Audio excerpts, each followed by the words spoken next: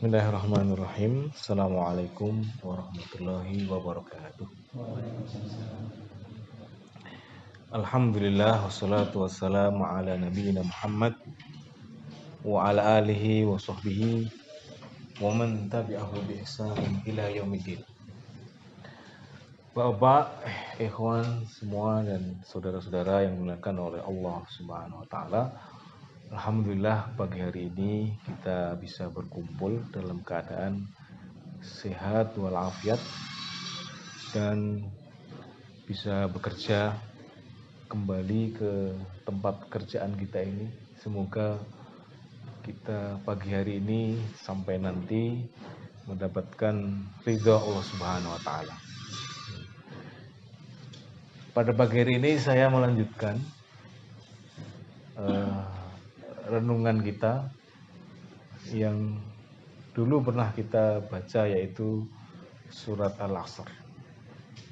Allah Subhanahu wa taala berfirman, "Wal 'asri innal insana lafi khusrin illa alladziina aamanu wa 'amilus shalihat wa tawashaw bil haqqi wa tawashaw bis sabr." Jadi demi masa, Allah Subhanahu wa taala bersumpah, demi masa sesungguhnya manusia itu dalam keadaan rugi. Kemarin kita sudah menyampaikan bahwa manusia itu semuanya rugi, walaupun dia memiliki harta yang banyak, walaupun dia rumahnya mewah, walaupun kendaraannya bagus, istrinya cantik, atau tubuhnya tidak pernah sakit. Tapi sebenarnya manusia itu rugi kalau tidak melakukan 4 hal, kalau tidak memenuhi 4 syarat. Yang pertama yaitu al-iman, beriman kepada Allah Subhanahu wa taala. Jadi kalau kita lihat standar atau cara berpikir orang sekarang, ya, yang namanya sukses itu yang banyak hartanya, atau yang tinggi jabatannya, atau yang bagus kendaraannya. Padahal Allah Subhanahu wa taala melihatnya itu semua rugi kalau tidak beriman. Makanya kita harus beriman kepada Allah Subhanahu wa taala. Yang kedua, tidak cukup beriman saja, mengucapkan asyhadu alla ilaha illallah wa asyhadu anna muhammadar rasul, tapi juga beramal soleh. Nah, amal soleh ini amal yang memperbaiki diri kita.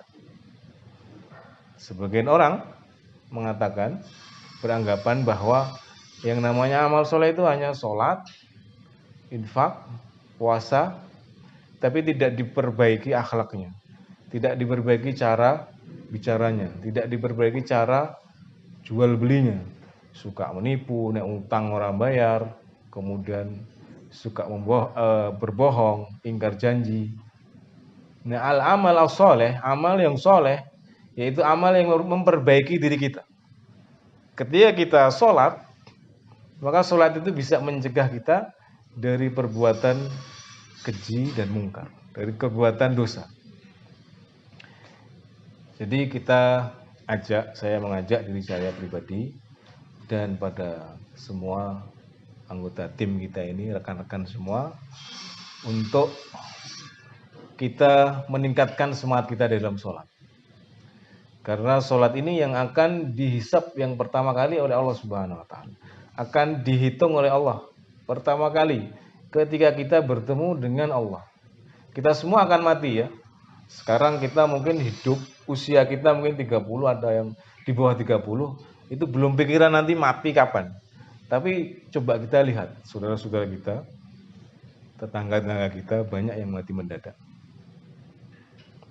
Banyak orang yang kita kenal kemarin masih Ramadan bersama kita, puasa, tapi tahun depan, sebentar lagi bulan depan puasa, sudah tidak bersama kita.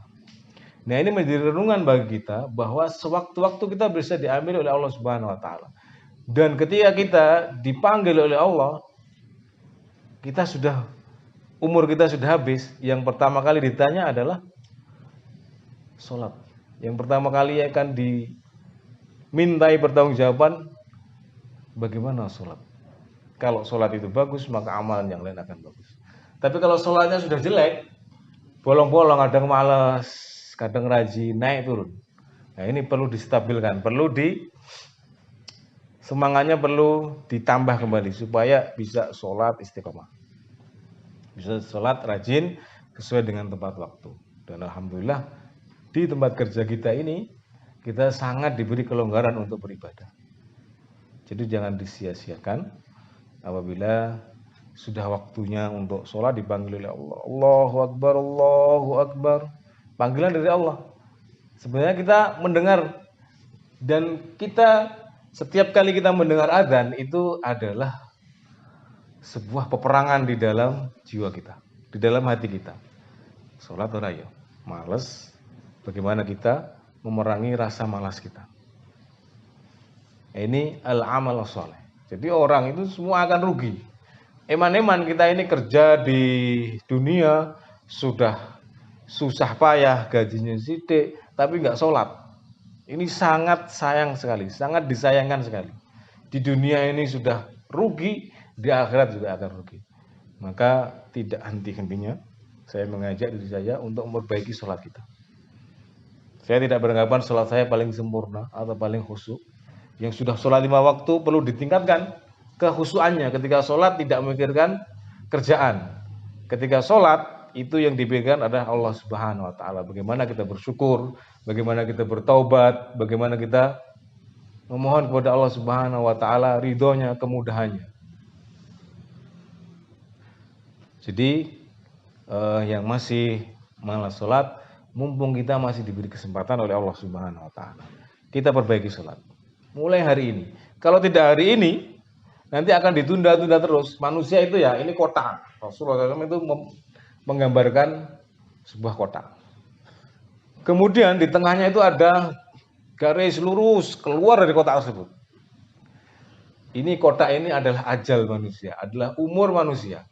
Umur manusia itu sedikit, tapi angan-angannya ini panjang sekali, melebihi dari kotak itu. Jadi manusia itu kebanyakan menganggap, wah gue gampang. Nanti kalau sudah tua, nanti kalau sudah umur 40, nanti kalau sudah umur 50 saya akan sholat rajin. Nanti kalau sudah 60 saya akan ke masjid terus.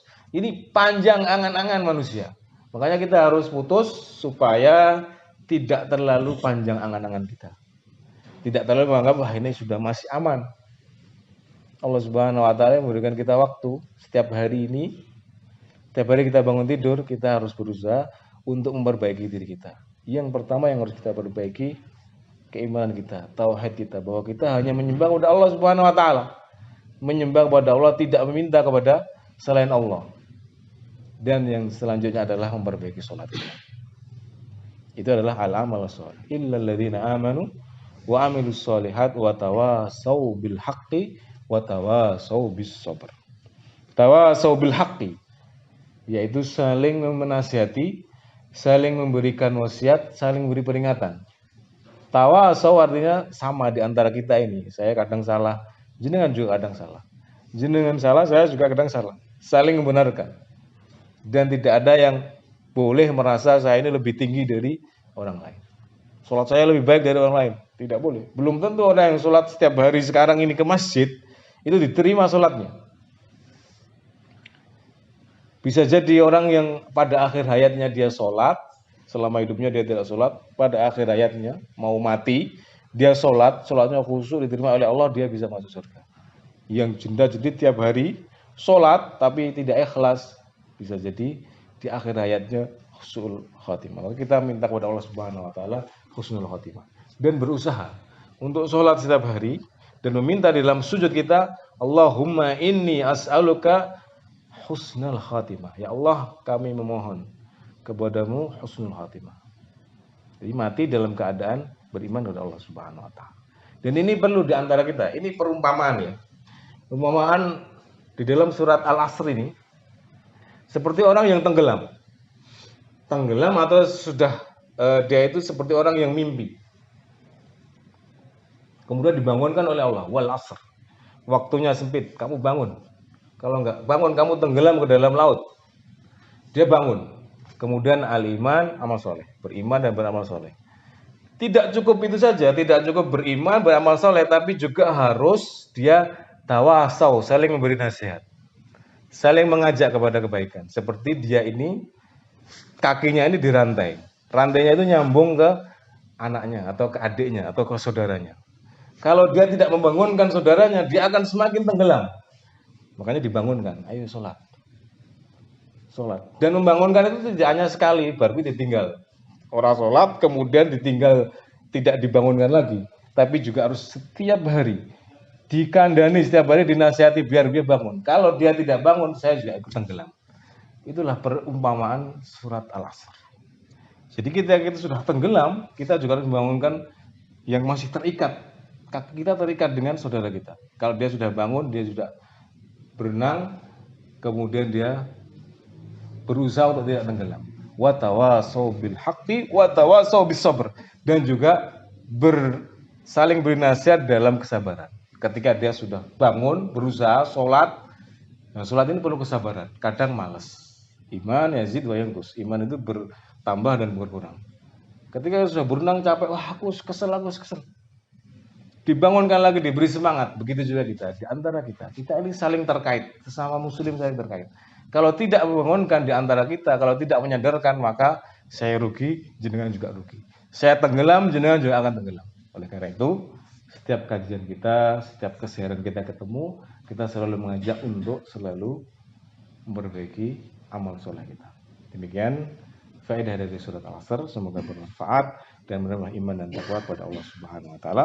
Akhiru da'wana alhamdulillahirabbil alamin. Assalamualaikum warahmatullahi wabarakatuh.